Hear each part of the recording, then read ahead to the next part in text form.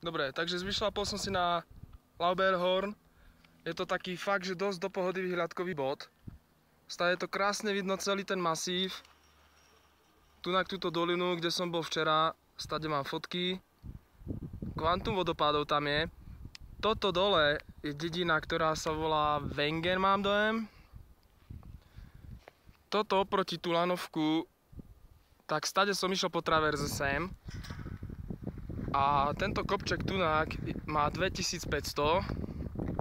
Tiež vyzerá dosť do pohody, hlavne vyliesť tam a zliesť. Jasné, dobre. Takže tie kopce vzadu, ten presne oproti nám má 2900. Nasnežilo tam pred 2 dňami, strašne tu pršalo a bola fakt, že kemra. No a ďalej panoráma už klasická, dole Grindelwald, nad ním Wetterhorn. Toto je Stockhorn a pomaly prechádzame na Eiger.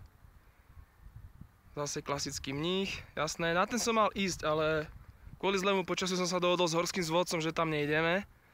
Škoda, mohlo to byť super, kebyže je takto, tak áno. Jungfrau, tam chodí vláčik, ale to plné Japoncov, tam sa fakt, že neoplatí, to je viac nechutné než užitok. Toto je Jungfrau samotná, 4158. No a pokračovanie toho masívu. Táto stanica dole je vo výške 2000 metrov, takže celkom dosť dobrý výškový rozdiel, aj to hádam vidno.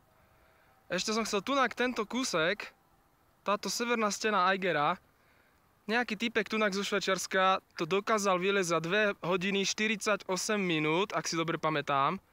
Za 2 hodiny 48, to je akože 2000 výškových metrov takmer. Fakt, že čistý maník. Ťažký rešpekt.